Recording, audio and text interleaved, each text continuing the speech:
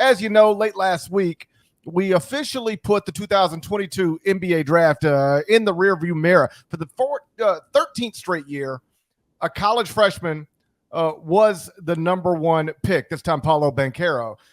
But 6 of the 14 lottery picks were prospects who spent at least 2 years playing college basketball. They were Keegan Murray, Jaden Ivey, Benedict Mathurin, Johnny Davis, Jalen Williams, and Ochai Agbaji. So with this in mind, I wanted to start this episode with a conversation about which multi-year college players could turn into lottery picks next year, which is honestly a tough conversation to have, because even though multi-year college players do become lottery picks like literally every year, they're typically difficult to identify 12 months out.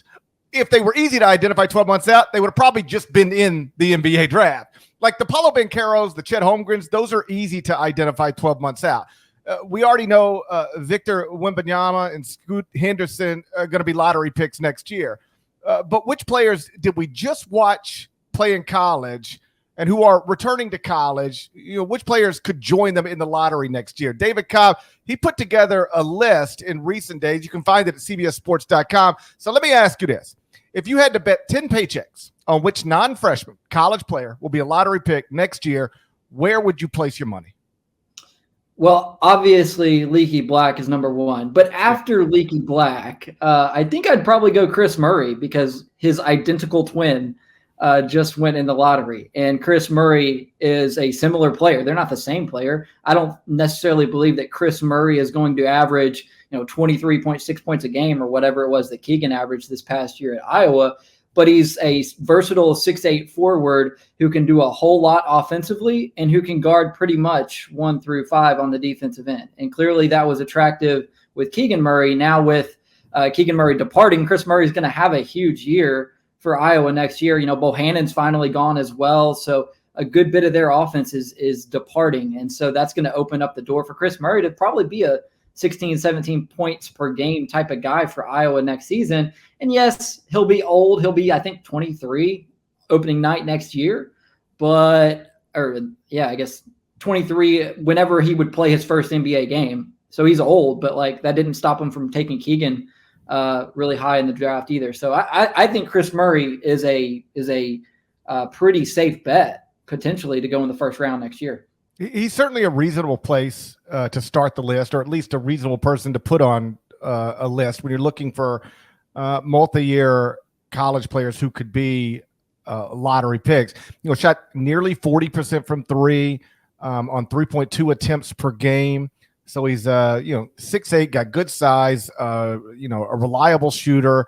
One of the issues, and as you know, this isn't an issue for me as much as it is for other people, but I acknowledge it is an issue for other people, including people who run NBA franchises. He turns 22 in August, like you said, would be 23 on opening night of his rookie season. Now, Ochai Agbaji just got picked in the lottery, and he's already 22 years old. Keegan Murray will be 22 on opening night of his rookie season. So it's not a deal breaker if you're 22, 21 that you can't possibly go in the lottery, but it is something that often works against you. Some history real quick.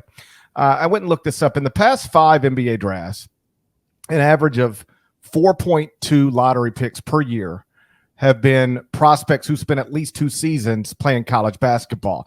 You had 3 in 3 lottery picks in 2018, 6 in 2019, 6 in 2020, 4 in 2021, 6 in this 2022 NBA draft. So even though I think you and I might struggle to come up with the 6 guys we're sure are going to be lottery picks who spent multiple years in college next year, like these players will emerge. They just do.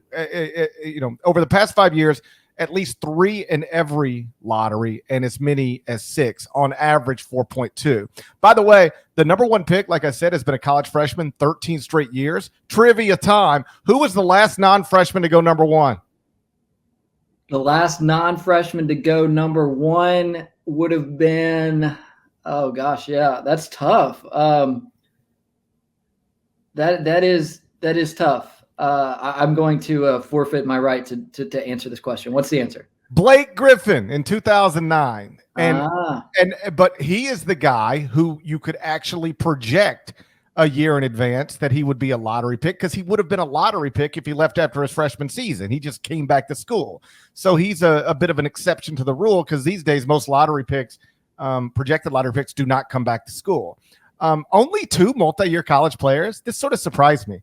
Only 2 multi-year college players have gone number 1 in this century. Blake Griffin in 2009, Kenyon Martin in 2000. That's it. Everybody else has been an international player or a one and done. It's also crazy that somebody who was drafted in this century already has a child playing in the NBA. Yeah. So getting old.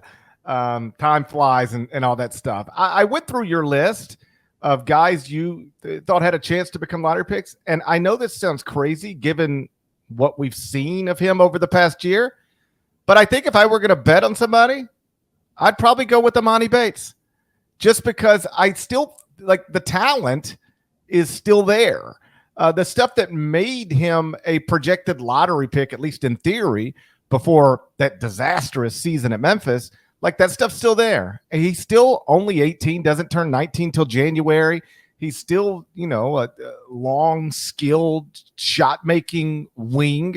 Obviously, like everybody else in the world, I think less of him today than I did a year ago today. But I'm not somebody who doesn't think there's any chance whatsoever Emoni Bates regains a good portion of his reputation. Still trying to figure out what he's going to do over the next year. Play college basketball, not play college basketball. If he plays college basketball, where is returning to Memphis legitimately on the table, like some have speculated that it is. But if you told me we're going to look up in January and Emoni Bates is a meaningful college basketball player and reestablish himself as a legitimate lottery prospect, that wouldn't be the craziest thing in the world to me. Not at all. Look at Peyton Watson going number 30 in this past draft out of UCLA. Very much a tools pick, an upside pick, and was less productive in his one season of college basketball than Emoni Bates was last season. So with another year of college basketball under his belt, I could still see Emoni Bates going in the lottery. Let me ask you this. If Emoni Bates had been draft eligible last week, do you think he would have been taken?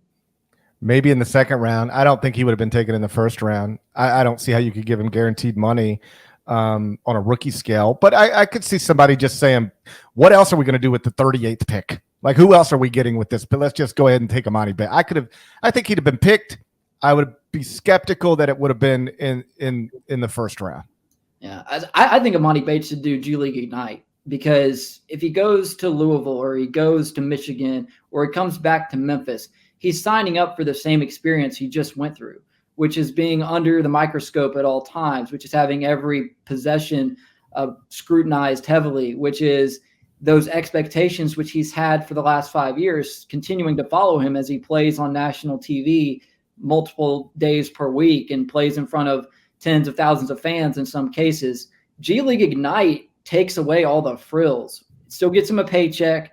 It gives him a chance to develop outside that scrutiny, outside that pressure, outside that microscope. And it's a place where he can really just work on his game without having to deal with everything that Emoni Bates has had to deal with for the last 5 or 6 years. And so to me, that feels like the most natural place for him, because he's not going to have a coach who tries to pigeonhole him into a certain role to fit the team need. He's going to be in a program that's sole purpose is preparing him for the next level. So you look at guys like F.A. Abogidi, who plays a year at Washington State, then goes G League Ignite. That seems weird, but why can't Emoni Bates do the same thing? Because it doesn't seem to me like college basketball is really going to be all that beneficial of an experience for him. It's a totally reasonable option. If I were in the Bates camp, so to speak, I would certainly explore that. The only thing I would insist on is he's got to do something, and he's got to do something legitimate. Maybe his dad can make a college. Yeah, like you can't do that. Or Eastern Michigan has been connected on some level. With all due respect, I think he's got. If he hadn't just damaged his stock so badly in his 1 year at Memphis, then I would say do whatever you want because your reputation is still intact. But he was so bad. I mean, and bad in a lot of different ways at Memphis that he can't do a Shaden Sharp and just say, oh, I'm a projected first round pick. I'll just sit it out and somebody will pick me in the first round next year. He's got to go prove himself against, I think, in a legitimate league and against legitimate competition. I don't care where that is, but I think that's what he has to do. And the G League Ignite would give him an opportunity to do that. And being able to work, as John Morant might say, in the dark could be beneficial for him. Yes, everybody who needs to see him from a we have the power to take you perspective will see plenty of Emoni Bates if he were to be in the G League Ignite program. But we wouldn't be talking about him. Your casual college basketball fans or basketball fans in general wouldn't be watching him. Nobody really watches that stuff. And so it makes sense to me, but he does have to do something. He has to, whatever he does the next year, he has to be surrounded by legitimate comparable talent or at least be in a league with comparable talent, legitimate NBA players, and he's got to perform. Otherwise, he will not, get picked next year because you could still give somebody the benefit of the doubt after one bad year under unusual circumstances, reclassified, got to campus late, didn't have the normal summer prep that a college freshman would, got, just the whole spectacle that it was sometimes over the past year, the Memphis basketball program.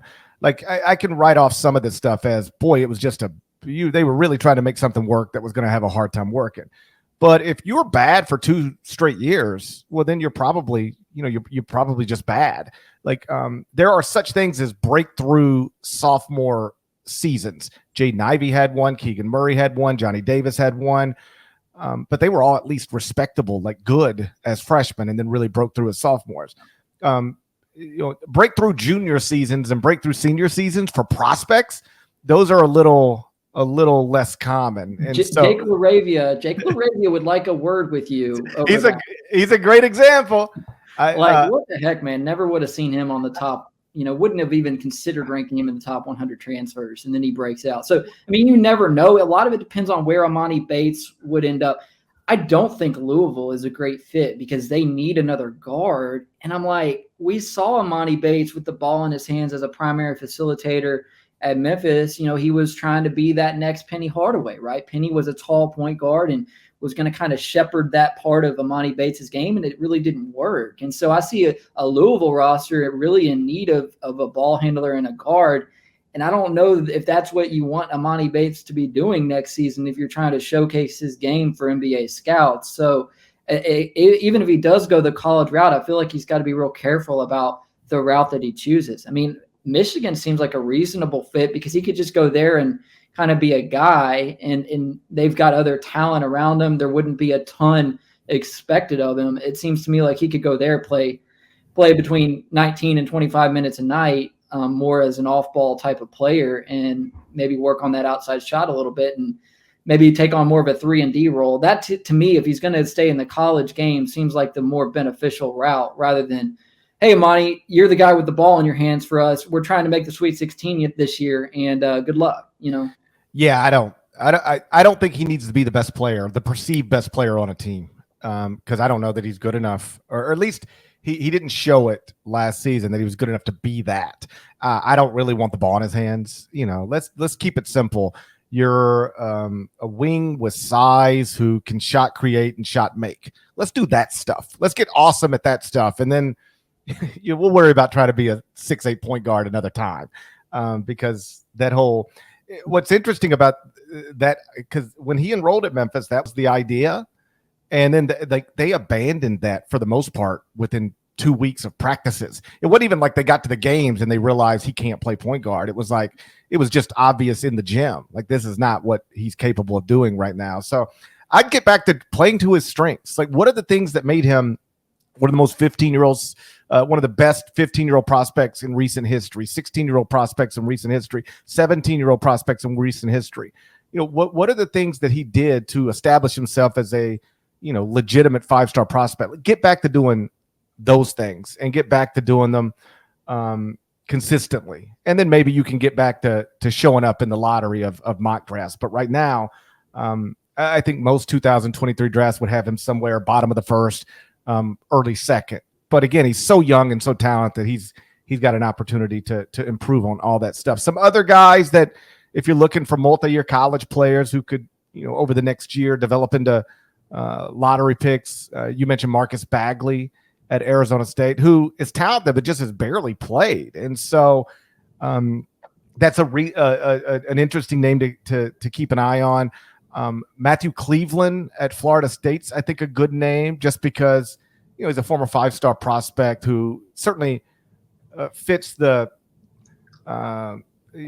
falls under the description of guys who you could see having like real breakthrough next seasons. Nolan Hickman at Gonzaga, you had Tyrese Hunter as an honorable mention on your list, Caleb Love out of North Carolina, Terquavion Smith out of NC State, Julian Strother out of Gonzaga, Jalen Wilson out of Kansas. I know a lot of these sound, there's no way that guy could become a lottery pick. But if we were doing this a year ago and I said Johnny Davis out of Wisconsin, you'd have been like, what? How is Johnny Davis going to be a lottery pick? What are you talking about? And that's why, whether it's your list or anybody else's list, I don't say absolutely not to any of them. Because if we'd had this conversation last year and you said Johnny Davis out of Wisconsin, I would have said absolutely not. That's crazy. Yeah. Or Jalen Wilson out of Santa Clara, absolutely not. That's silly. And yet these are guys who just developed into lottery picks. The other ones who did, Keegan Murray was on NBA radars. Like that I wouldn't have predicted lottery, or certainly not top 5, but first round pick, maybe lottery. Yeah, that seemed possible. Jaden Ivey, I think people could see. Benedict Mathurin, maybe a little harder to see, but nothing crazy. Like he at least 6'6" athlete. Like you start there, you're in a pretty good spot.